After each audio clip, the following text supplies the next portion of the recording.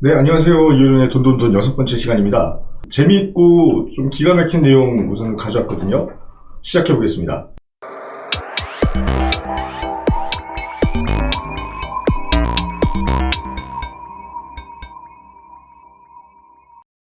자, 경고장이 하나가 날아왔습니다. 무슨 경고장일까요? 대선 때문에 시끌벅적하기도 하고, 여러 전문가들은 이제 집값이 고점이 아니냐 의견을 내놓기도 하는데, 어쨌든 오늘도 뉴스가 하나 나왔길래 제가 그 뉴스 자료를 하나 준비를 했거든요. 타이틀은 이겁니다. 언제까지 지켜만 볼 거냐? 이 시장 상황을 어떻게 우리가 이해를 해야 되나? 또 지켜만 보다가 벼락거지가 된다. 그게 제 의견인데, 무슨 내용 때문에 이런 얘기를 하는지 한번 출발해 보겠습니다. 자, 앞서서 뉴스에서 이제 보면서 제가 읊어드렸는데, 이 내용을 준비를 했어요. 자, 건설산업연구원이라는 집단이 있습니다. 그 집단이 이제 간혹 가다가 그 부동산 관련된 뉴스에서 참고자료 같은 걸 쏟아내고 연구자료라고 하면서 본인들의 의견을 이렇게 피력하는 단체가 있는데요. 자, 연말 되니까 이런 뉴스들이 이제 내년 전망에 대한 뉴스들이 막 나오기 시작을 합니다. 전국 집값은 상승을 할 거다라는 전망으로 우선 나왔고요. 수도권 집값도 3% 정도 상승이 예상이 된다라고 건설산업연구원에서는 이제 전망치를 내놨고, 맨 밑에 타이틀은 좀 자극적이죠. 집값 상승폭이 올해는 거의 10% 가까이 올랐었는데 내년에는 2% 정도로 둔화될 전망이다. 언뜻 들어서는 집값이 잡히겠구나 라는 얘기로 들릴 수도 있지만, 평균 가격 예상을 하자면 지금 형성되어 있는 주택, 아파트나 빌라라든가 단독이라든가 주택의 가격보다도 더 올라갈 것이다 라는 건설산업연구원 분들의 전망을 이제 타이틀로 이렇게 건 뉴스들이 연말이 되니까 계속해서 나오고 있습니다. 자, 내년 시장이 어떻게 될 거냐. 저희가 맨날 말씀을 드리기는 이 집값이 당분간은 고점을 향해서 달려갈 거고, 지금이 고점이 아닙니까? 혹시 떨어지는 거 아닙니까? 하는 분들한테 제가 볼 때는 전혀 고점으로 보이지 않는데요 라고 말씀을 드리는데, 건설산업연구원은 상승폭이 줄어들 거다. 올해보다 거의 5분의 1밖에 상승을 못할 거다라고 예상을 했으니까 내용이 뭔지 구체적으로 한번 보겠습니다. 그래서 근거가 뭔지 여기 자료가 나와 있습니다. 내년에 주택 매매 가격 상승폭이 둔화될 겁니다. 수도권과 지방은 그래도 떨어지진 않고요. 3%에서 1%, 수도권은 3, 지방은 1% 상승할 걸로 보인다. 자, 왜 그런지 한번 봅니다. 매수인은 고점에 이른 가격이 너무 부담돼서 자금을 써야 되나 말아야 되나 이 조달에 어려움이 있을 것으로 보이고요.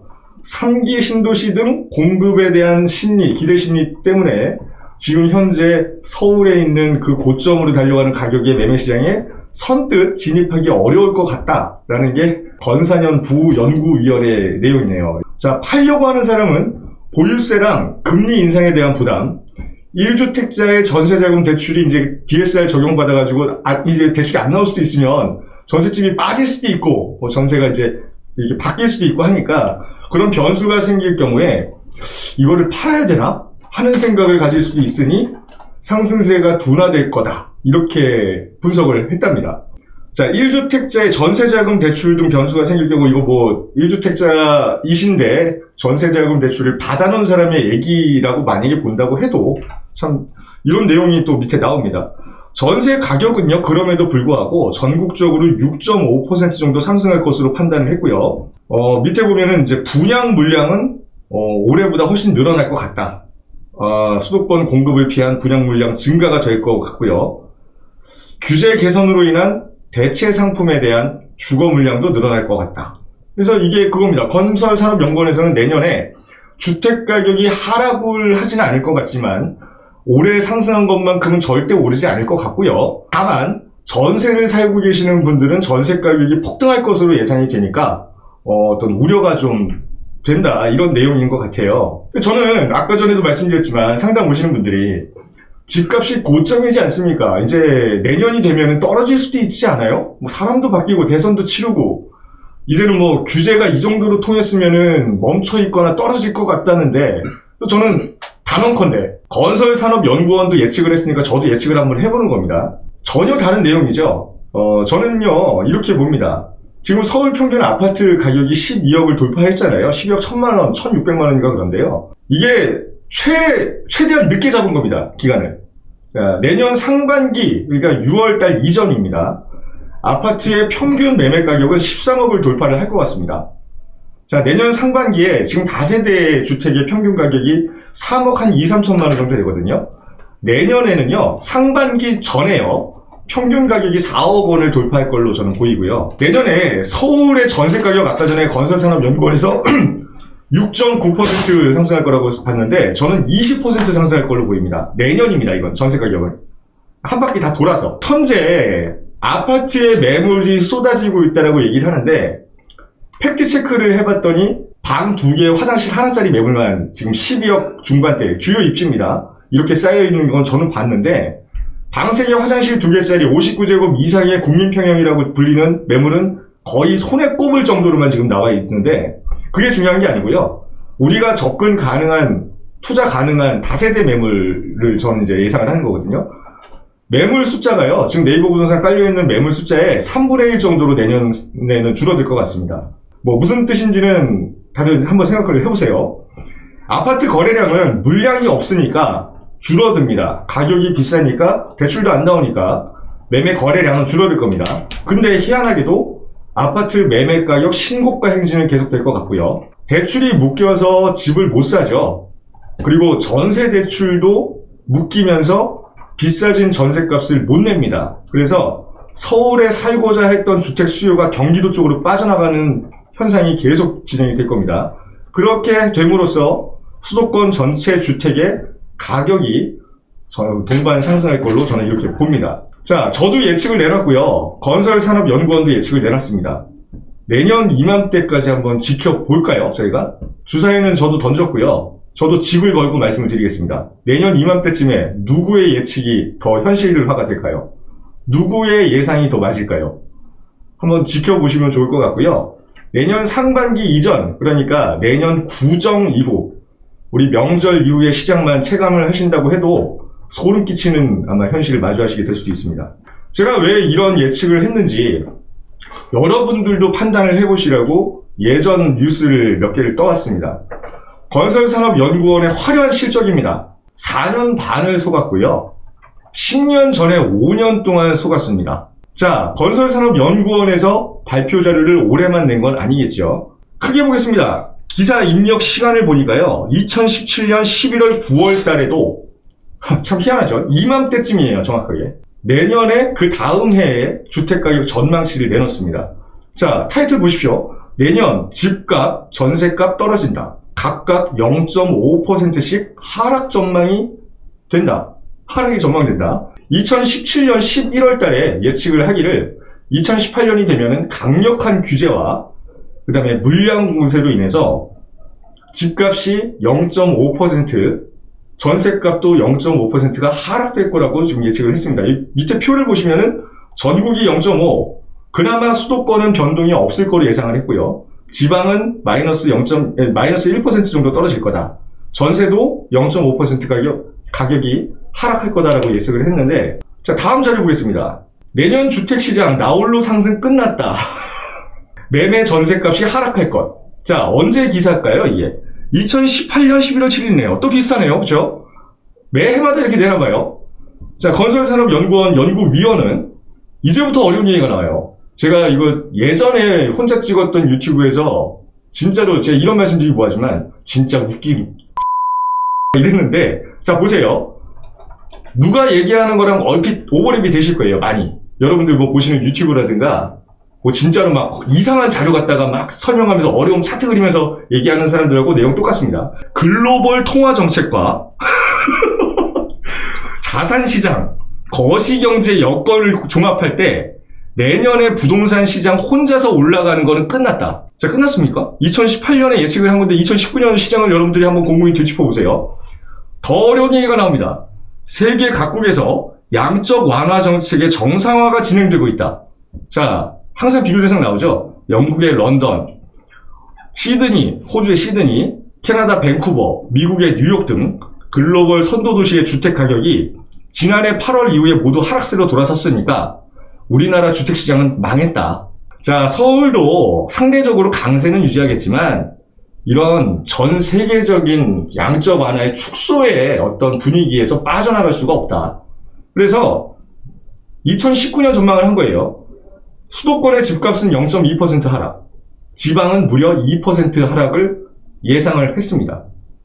자, 웃기죠? 다음 뉴스 보겠습니다. 2019년 11월 5일 뉴스입니다. 내년 집값 0.8% 하락이 전망된다. 또 나옵니다. 거시경제 상황이 관건이다. 왜? 코로나 때문에 죽겠거든요. 막 경기 부양한다고 백신 나온다 그러니까 이제 끝났다. 이 양적 완화 지금 막 물량 공세, 현금 살포 이런 게 다 끝났고 이제는 금리 인상만 남았으니까 주택시장 버블은 터질 거다. 이제 망했다. 이런 얘기 또 나옵니다. 자, 악화되는 거시 경제 상황이 주택시장에 영향을 미쳐 또 나오죠. 이거 누가 많이 하는 것 같은데, 제가 볼 때. 안녕하세요, 이렇게 하네. 걔가 많이 하는 것 같아요. 주택시장의 상황이 개선되어 있는 거는 어렵다. 수도권은 0.3% 떨어질 거고요. 지방은 1.2%가 떨어질 거다. 이 정도는 제가 말씀드렸어요. 1.2% 떨어지면 진짜로 이거 많이 떨어지는 겁니다. 근데 체감이 안 되죠. 다음 뉴스 보겠습니다. 2020년 11월 5일 뉴스입니다. 내년 전국 집값 0.5% 떨어지고 전세 가격은 5%로 크게 오를 것. 이상한 전망이 나오네요. 이제부터 좀 정신을 차렸나 싶어요. 이때 당시에 볼 때는. 자, 근데 이때 2017년 대비해가지고 평균 매매 가격이 2배가 오른 상황이었어요. 2배가 오른 상황에서 또 내년에 핑크빛 전망을 내놓은 겁니다. 누구한테 핑크빛 전망일까요? 전세 살고 있는 사람, 무주택을 유지하고 있던 사람, 폭락론자들 얘기를 듣고 투기꾼들 다 죽었다 이렇게 바라고 있던 사람들한테는 희소식입니다. 근데 이때까지 3년을 속았는데 이걸 또 믿었다. 그리고 뒤에 보면 무서운 얘기가 나오죠. 전세 가격은 5%대로 크게 오를 것 같다. 이거를 안 믿어서 3년째 속았으니까 4년째도 안 믿었을 수도 있어요. 근데 저는 약간 이제 분위기가 바뀐 걸 감지를 합니다. 자, 수도권 집값이 0.7% 하락할 것 같다. 4년 동안 하락했으면 거의 4% 빠졌겠네요. 저 지금 2017년 대비해서. 지방은 0.3%로 하락폭은 줄었지만 어쨌든 내려갈 것 같다고 하고요. 근거가 뭐냐? 주택임대사업자 혜택을 없앴으니까 이제 주택임대사업자는 더 이상 등록이 안 될 거고, 그러니 매수세는 당연히 세금 혜택이 없으니까 줄어들 수밖에 없다. 종부세, 재산세, 공시가격 인상, 재산 가지고 있으면 보유세 내라, 더 내라 막 이러니까 다주택자 매물이 시장에 나올 가능성이 크다. 지금 상황이나 이게 거꾸로 가는 예측 아닙니까? 자, 서울 중심지가 아닌 서울 외곽 지역에서부터 매매 물량이 나오기 시작하면서 전국 집값은 수도권 하락과 맞물려서 0.5%가 떨어질 거다. 다시 맨 위에 뉴스를 가보겠습니다. 믿으십니까? 이걸? 건설산업연구원은 뭐하는 인간들일까요? 저는 이해가 안 가는데요? 이게 뭐하는 사람들입니까? 또 뉴스가 나왔어요. 그쵸? 근데 내년에는 전국 집값이 2%밖에 상승을 안 할 거다라는 예측입니다. 이제 정신을 좀 차린 걸까요? 올해 9.6% 올랐는데 내년에는 2%밖에 안 오를 거니까 여러분들 4번 속았는데 한 번은 믿어주십시오. 이런 내용입니다. 자료를 보겠습니다. KB 부동산 시세 사이트에 들어가서 이게 15년차, 20년차까지 이제 나와 있거든요. 연도별로. 매매 가격, 평균 매매 가격의 자료를 제가 뽑아왔습니다. 시계열표를 다운받으시면 여러분들 다 지금 이 시간에도 인터넷으로 확인 가능하시니까 보세요. 이 정권이 들어선 게 2017년 5월입니다. 그때 박근혜 정부 때 말기에 가가지고요. 주택시장을 어떤 언론사가 평가하기를 이번 주택시장은 미쳤다라고 평가를 했습니다. 미쳤다. 아파트가 전리 없을 정도로 가격이 고점을 형성을 하고 있고 거품이 터져가지고 여기서 저점까지 30%는 빠져야 정상이다라는 기사를 제가 첨부해 올라가다가 그 기사가 너무 한쪽 편향적인 언론사이기 때문에 야 이건 쓰레기만도 못한 기사구나. 읽어봤자 스트레스다. 그래서 폐기시켜버리고요. 자료만 가져왔습니다. 자, 건설산업연구원의 예측과 현실입니다. 보겠습니다. 서울 아파트 2017년 1월달 평균 매매 가격은 5억 9,769만 원으로요. 6억을 채 넘지 않았습니다. 2021년 10월 현재는 12억 1,600만 원이 돼 있지만 2021년 8월자 자료까지만 나와 있기 때문에 11억 7,734만 원의 평균 가격까지를 확인 가능합니다. 다세대 주택 제가 왜 아까 전에 4억 넘을 거라고 말씀드렸잖아요. 다세대 주택은 시작도 안 됐습니다. 시작도 안 됐습니다. 이때까지 아파트 가격이 전체 주택 가격을 끌어가는 지금 형국으로 가고 있었다면 이제는 다세대 주택이 아파트 가격이 멈춰있는 사이에 이걸 따라붙는 시장이 됐다라고 보시는 게 맞을 것 같아요.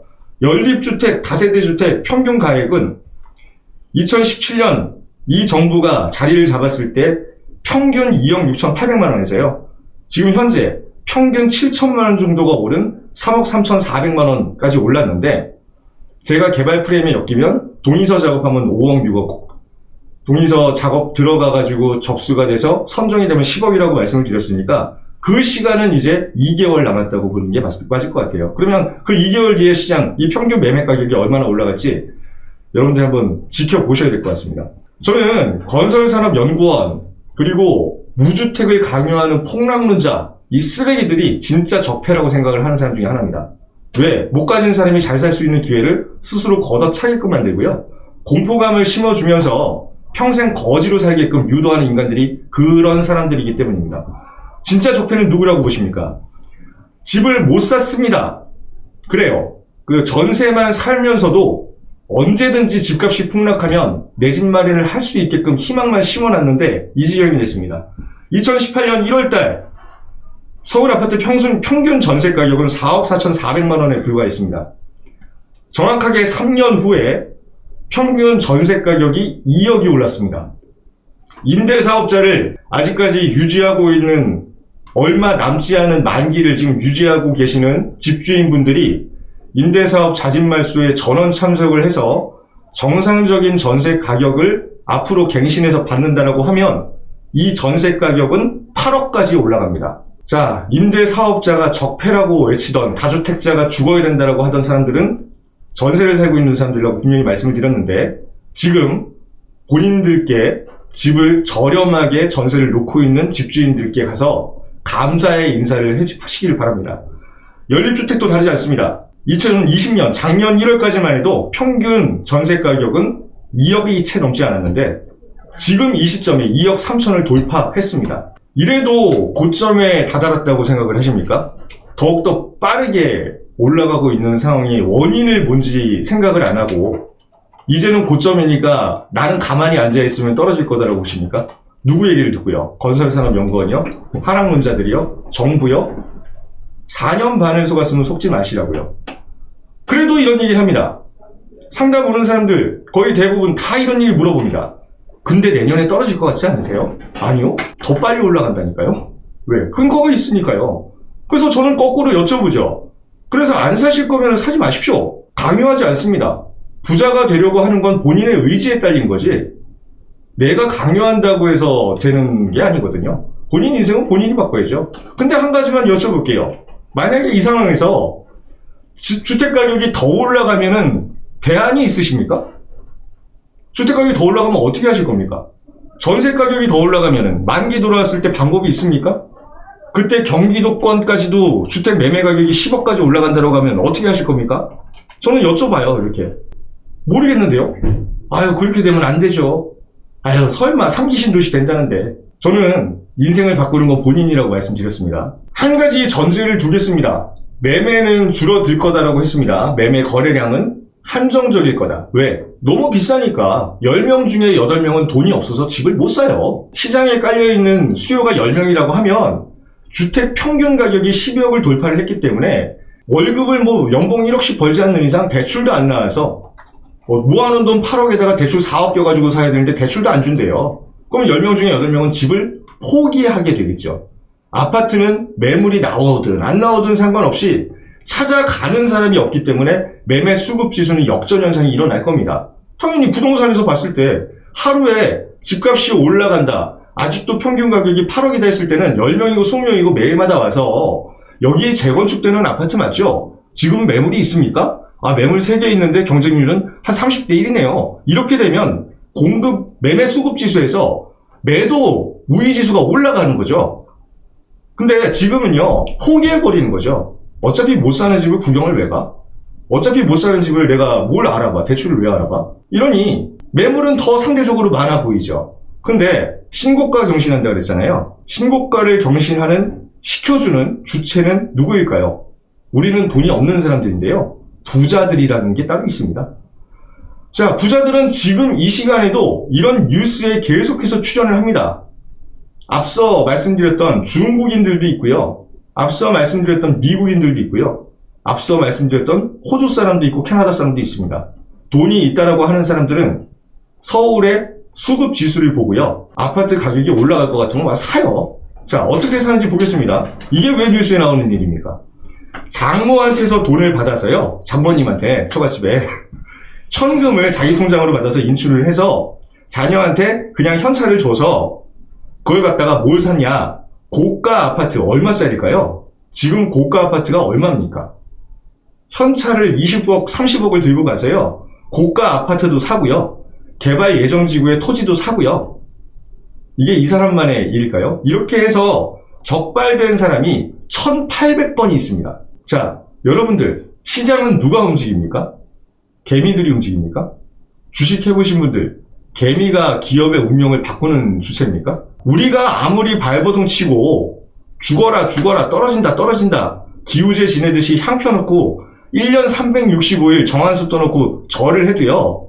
부자들이 매수세를 유지하는 이상 신고가 행진은 계속됩니다. 그러면 집값이 내년에도 올라간다 그러면 다시 한번 여쭤보겠습니다. 대안이 있으십니까? 이렇게라도 집을 사고 싶어서 안달이 난 사람들, 현금 부자들이 줄을 서서 비리를 저지른다고 하면서 증여를 앞다퉈서 하고 있는데도 우리는 뭘 하고 있습니까? 아파트 사는데도 부모 찬스가 있답니다. 당연하죠.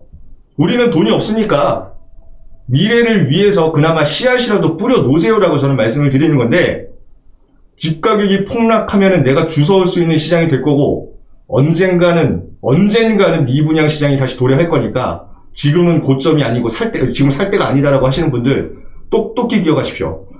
1020 세대의 매입 비중이 얼마만큼 빨리 올라가는지 확인 들어가겠습니다. 올해 3분기까지 아파트 매매는 줄었죠. 왜? 진짜로 집이 필요한 사람들은 대출이 끊겼습니다. 집을 못 삽니다. 돈이 없으니까. 엄마 아빠한테 돈 빌릴 것도 없고요. 내가 열심히 일해봤자 월급 3,400만 원 받아가지고 모은 돈도 없습니다. 대출도 안 나옵니다. 포기한다 그랬죠. 그래서 줄었습니다. 근데 부자들 자식들은요. 20대 이하 매수는 늘었습니다. 왜요? 왜 늘었을까요? 이게 곧 폭락할 건데 부자들은 왜 삽니까? 부자들이 멍청해져요? 우리가 지금 여기 깔고 앉아있는 사람들이 부자들보다 멍청해가지고 지금 이러고 살고 있는 거 아닙니까? 부자들은 돈을 어떻게 벌었습니까, 그럼? 공부를 해서 벌었건, 전문직이어서 벌었건, 뭐 남들보다 특출난 사업 수완이 있어서 벌었건, 똑똑해서 번 거 아닙니까? 근데 그 사람들은 계속 매입을 하면서 가격이 올라가기 전에 지금이라도 선점을 해야겠다라고 움직이는데 꼭 없는 사람들이 쟤네가 잘못된 거야. 쟤네 때문에 서민이 죽어. 그래서 준비하시라고 말씀드린 거지 않습니까? 자, 보시죠. 19세에서 29세, 현재 21세기에 들어와서 이 사람들이 뭐 결혼을 했겠습니까? 이 직장이나 있겠어요? 얘네들? 아파트, 연립주택, 다세대, 오피스텔, 상가 8만 건을 매수했답니다. 누구 돈으로요? 부모 돈으로요. 얘네가 소득이 있습니까? 자, 미성년자입니다. 학교 다니는 애들이에요. 얘네가 아파트 공동주택 매수 건수는 1,600건. 자, 작년 대비해서 2배 이상 늘었습니다. 부자가 잘못한 겁니까? 자, 부잣집 애들은요, 거꾸로 여쭤보겠습니다. 부잣집 애들은 어차피 커가지고 집이 필요한 애들 아닙니까? 그럼 얘네는 집 가지면 안 됩니까? 어린 나이에 집 가졌다고 쓰레기 같은 인간 이런 취급을 받는 게 정상 아닙니까? 왜 부자들이 돈이 있어가지고 집을 사는 것 같다 적폐라고 하면서 왜 시장 상황을 인정을 못하고 맨날 저주만 퍼붓느냐 이거예요. 그러면서 신기루를 믿고 있잖아요. 우리한테 공짜로 집을 쥐어주는 사람이 있을 거야 분명히. 누가요? 이런 자율경쟁 시장에서 누가 나한테 공짜로 집을 줍니까? 왜 노력을 안 하고 저렴한 가격에 집을 주워오려고 타이밍을 재시는 건지 나는 이해를 못해서. 자, 하락을 하면 살 수 있습니까 그럼? 계속 떨어질 건데 왜 삽니까? 부자는 이렇게 생각 안 한다는 얘기예요. 부자는 자료를 보고 판단합니다. 그리고 부자들은요, 애들이 집이 있어야 된다고 생각을 해요. 지금이라도요. 왜? 집 가격이 더 오를 것 같으니까요. 이게 떨어질 수가 없는 상황이거든요. 그러니까 미성년자들한테도 사주고자 하는 사람이 2배로 는 거고요. 아직 취직도 못하고 사회생활을 앞두고 있는 친구들한테 18,000명이 사준다는 얘기예요. 그래, 우리가 뭘 합니까, 우리는? 오늘도 뭐 직장에서 급여봉투 보면서 이거 얼마만큼 아껴야 되나 이 생각하고 있지 않으세요? 자, 부자들의 마인드를 볼게요. 부자가 자녀가 셋입니다. 집이 몇 개 필요합니까? 내가 사회에 나가야 되니까요. 집이 3개 필요하잖아요. 내가 살 집은 남의 집에 삽니까? 부자인데? 4살 집 빼고 4개 필요합니다. 애가 하나면요. 집 2개 필요합니다. 애가 5명이면요. 부자니까 뭐 애도 많이 낳을 수도 있잖아요. 집이 6개 필요한 겁니다. 근데 부자들이 그 집 가격이 더 오르기 전에 사놓습니다. 애가 더 크면 더 비싸질 거잖아요, 그 집이. 그럼 지금 미리 사놓으면 이득 보는 거 아닙니까? 그래서 선전 매수를 한다는 얘기예요. 우리 뭐 하고 있냐고. 구체적인 얘기 나옵니다. 자, 언제 뉴스일까요? 2021년 1월 말일자 뉴스입니다. 공급 절벽이 계속 이어지나, 그렇죠. 공급 절벽이라는 얘기는 제가 입에다 모터 단 것 같이 벌써 한 5년 전부터 계속 끊임없이 얘기를 했습니다. 이래 가지고는 안 된다. 이래 가지고는 안 돼. 재개발 진행하고 있던 것까지도 다 올스톱 시킨 다음에 아예 개발을 막아버리고, 서울역 앞에 있는 고가도로를 갖다가 차량 통행을 막아버리고, 서계 청파동 인근에 있는 그 낡은 재개발 대상지를 갖다가 벽화를 그리면서 방치시켜버리고, 그렇게 하면 안 된다라고 입이 닳게 얘기를 했습니다. 4년, 정권 4년이 지난 다음에도 달라진 게 없습니다. 인허가, 서울의 경우 주택 인허가가 안 떨어진다. 감소폭이 더 커진다라는 뉴스가 올해 초까지도 나왔었는데요.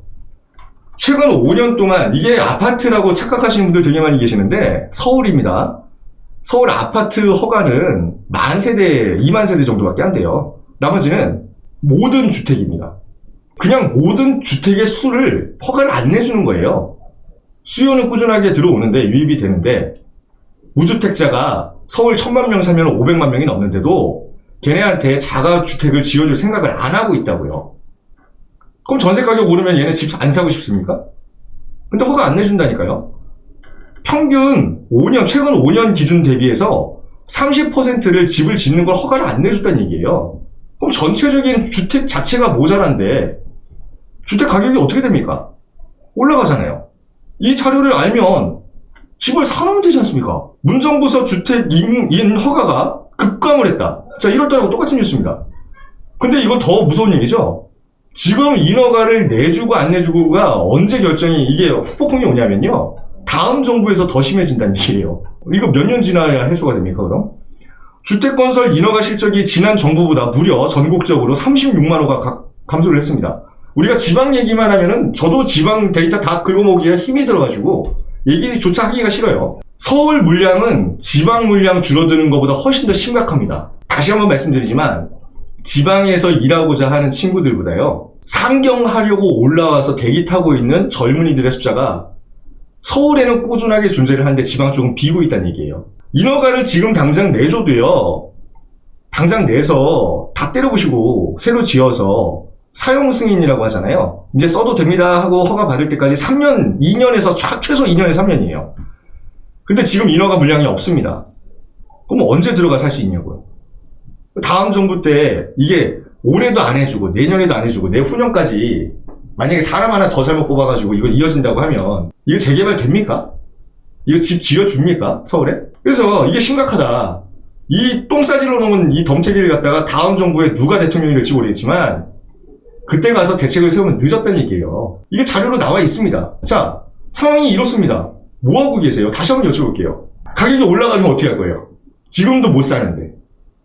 지금도 망설이고 지금도 못 사고 있잖아요. 우리 애들 집은 없어요. 자, 나가서 월세라도 살아라.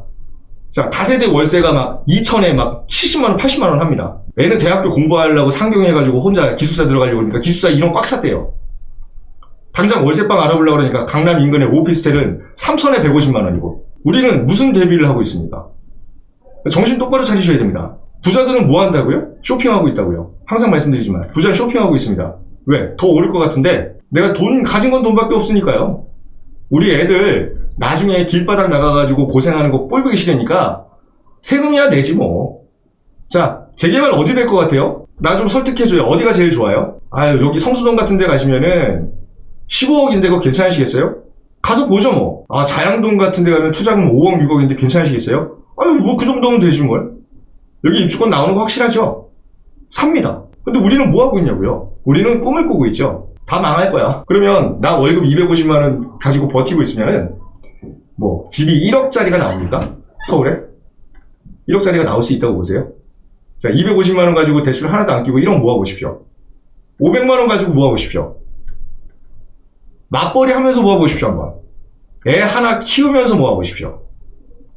500만 원, 1000만 원 벌어가지고 1억을 죽을 때까지 모을 수 있습니까? 그래서 우리는 꿈만 꾸는 거예요. 방법을 찾으려고 하진 않고 얘네가 망해서 우리한테 콩고물이 떨어지는 시기가 얼마 안 남았다라고 건설산업연구원 자료와 폭락론자들의 거지 같은 내용, 유튜브 내용을 듣고 기다린다는 얘기입니다. 근데 저는 정반대의 생각입니다. 내년이 되면 지금보다 더 무서운 상황이 계속해서 벌어질 거다. 이미 총알은 땡겨졌고요. 총은 발사가 됐어요. 네, 날아가는 총을 어떻게 멈출 겁니까? 자, 6번째 이야기 결론입니다. 부자가 되셔야 되는데 부자가 되려면 부자들의 생각을 갖고 있어야 되거든요. 자, 확신이 있어. 그리고 자료가 있어. 시장 상황은 이때까지 이렇게 흘러왔고 이걸 멈출 수 있는 마땅한 대안이 없다. 그럼 뛰어드셔야 됩니다. 혼자 사는 사람도 폭락한 아파트를 못 삽니다. 현재 상황에서. 폭락이 얼마나 돼야 폭락입니까? 저는 이 분양시장 미분양 나는 시점까지 10년 남았다고 봅니다. 10년 동안 아파트 가격이 멈춰 있느냐? 다세대 가격이 멈춰 있느냐? 10년 동안 1년에 5%씩만 오른다고 해도 지금 12억에 형성되어 있는 주택 가격은 18억, 20억에 가까워집니다. 그 다음에 폭락을 하면 30% 폭락했다라고 하는 건데 그럼 얼마에 사실 겁니까? 그 전까지 무슨 재테크를 해서 돈을 모으실 겁니까? 돈 한 푼 손에 쥐고 운영하기가 힘든 시장입니다.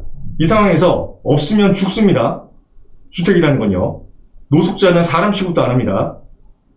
나는 집이 어떻게 운 좋게 하나 있다라고 한번 해보자고요. 우리 애들은 어떻게 하실 겁니까? 준비 단단히 해놓으십시오.